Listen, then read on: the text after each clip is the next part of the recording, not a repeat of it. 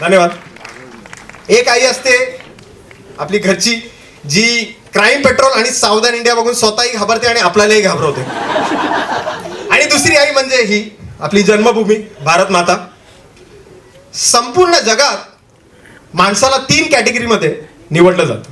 ती आहे lower class, middle class आणि अप्पर क्लास. हे तुम्हाला माहितीच असेल. पण त्याची ती निवड केली जाते संपूर्ण जगात त्याच्या खिशात पैसे किती आहेत ते बघून.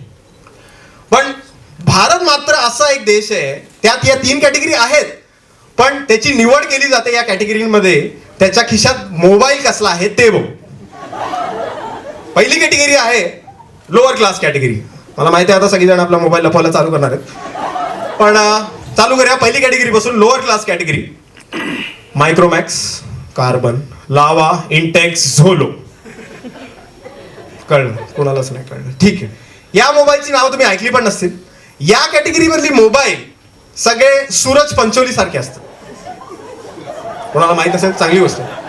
सूरज पंचोली सारखे असतात. त्यांचं कसं असतं ना, परफॉर्मन्स मध्ये चांगलं ना, दिसण्यात चांगले, पण मात्र प्रमोशन असं केलं जातं की लोक फसून जातात. खरं आहे. दुसरी कॅटेगरी असते मिडल क्लास कॅटेगरी.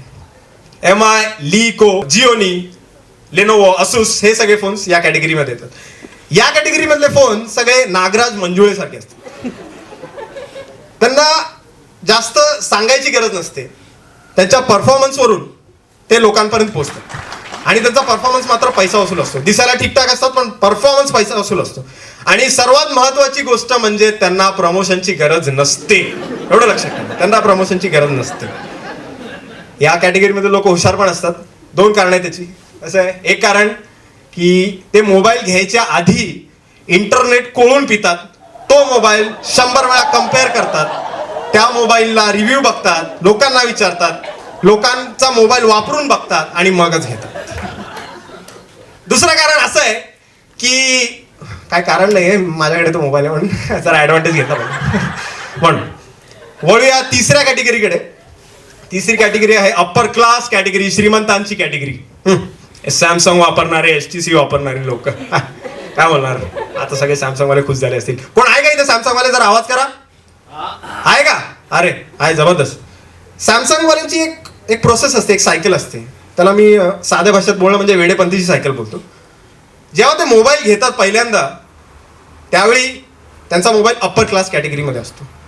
6 महिने वापरून तो मिडल क्लास कॅटेगरीमध्ये येतो. पुढील 6 महिने वापरून तो लोअर क्लास कॅटेगरीमध्ये येतो आणि त्याचे पुढील 6 महिने वापरून तो विकून परत नवीन घेऊन परत मिडल क्लास, परत तेच चालू, त्याचं चालूच असतं. आणि सॅमसंग वाल्याला सॅमसंग बद्दल वाईट बोलणं म्हणजे प्रेमात पडलेल्या माणसाला प्रेमाबद्दल वाईट बोलणं. हे खरं.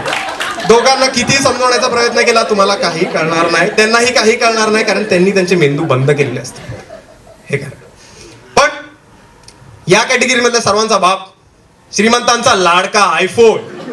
सर्वांना माहिती असेल आयफोन. कोण आहे ते आयफोन युजर? कोण आहे का? आईला शाणी पब्लिक आहे रे, जबरदस्त, छान आहे.